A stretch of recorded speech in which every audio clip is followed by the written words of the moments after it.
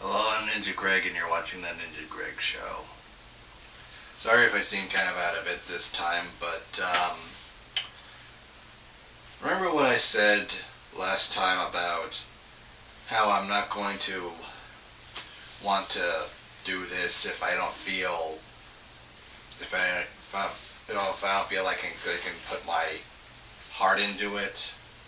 Like, if I just don't feel up to it, then I'm not going to do an episode. Well, some of the movies I've seen recently have kind of done that for me. Just make me question why I do this. Let me tell you a little bit about my process for when I'm picking stuff to review. I just peruse either my local library or Netflix looking for anything that might look interesting and might make for a good review. Either something I can praise to the high heavens and recommend maybe some obscure title you probably didn't know about, or something I can just rip to pieces. And this time, what I'm going to be reviewing is something that is the textbook example of don't judge a book by its cover. I'm talking about the movie Robot Overlords. Now, let me paint a picture for you. You've got a title like Robot Overlords, which suggests some kind of dystopian future with robots oppressively ruling over humanity. So you probably already have thoughts in your head stirring as like, oh, maybe a human resistance forming a la Terminator and fighting back against the oppressive machines and humanity's last stand and last chance for survival. Like I said, kind of a lot of elements taken out of Terminator, right? And Terminator is really well known for its action sequences, so you're hoping for something along those lines, right? Well, joke's on you, because Robot Overlords is nothing like that.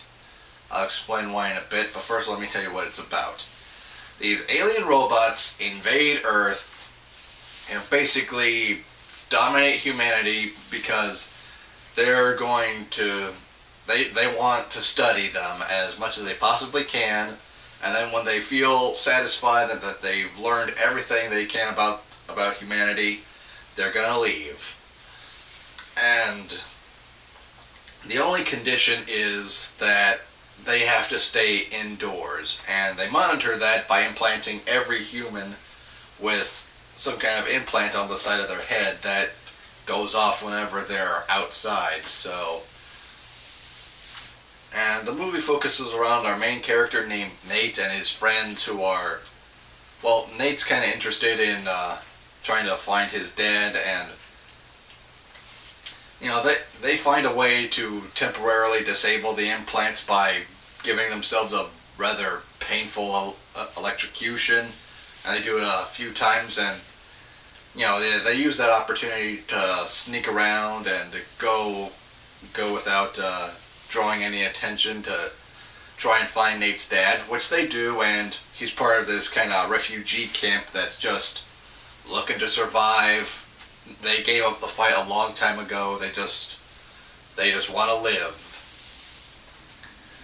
And so it's a movie that's got good potential, especially when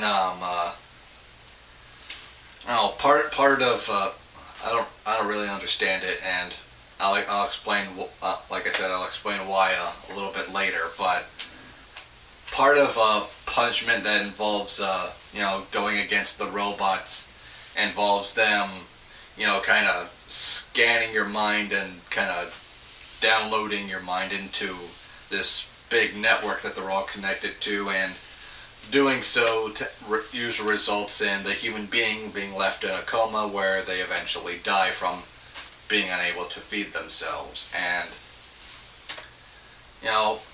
Nate and his friends are caught by Ben Kingsley, who in this movie is a collaborator, basically a human who's turned against the other humans and works for the robots in exchange for immunity from being scanned.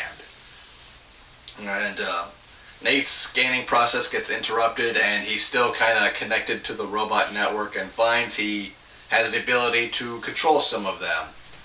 Now, that sounds interesting, and by all accounts it should be interesting because you got these big powerful robots and this teenage boy who now has the ability to take control of them, so it sounds like it should lead into really great action sequences, right? Maybe get a little espionage action with Nate and his friends sneaking around trying to find Nate's dad, or maybe Nate rallying the camp to take one last stand against the robots anyways, even though they know it's been really hard, but they gotta take their world back.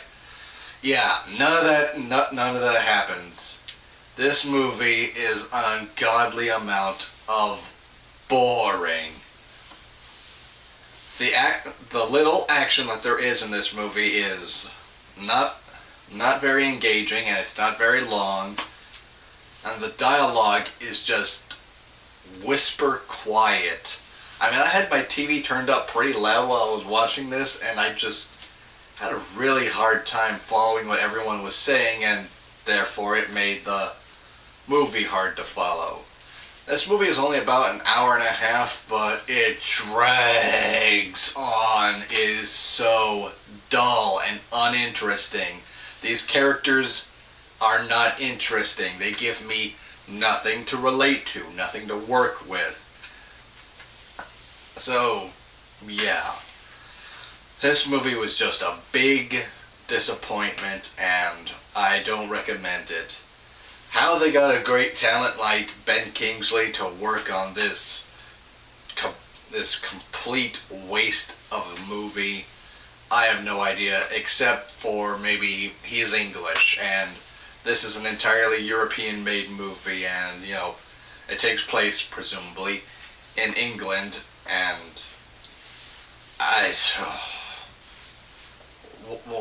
why? Why did this movie need to be made? It's just so boring and uninteresting. I can't really come up with anything bad to say about it other than just what I've said already. So, yeah, Robot Overlords. Skip this one. There are so many other better robot apocalypse movies out there, like I said, the first two Terminators, and, well, maybe not necessarily an apocalypse movie. Maybe the first couple of Michael Bay Transformer movies. Yeah, I know, say what you will about Michael Bay and his Transformer movies, but at least the action's a lot more engaging than whatever the excuse for action was in this dullard. So, yeah. That's Robot Overlords. I'm Ninja Greg. You've been watching the Ninja Greg Show. I'll see you next time.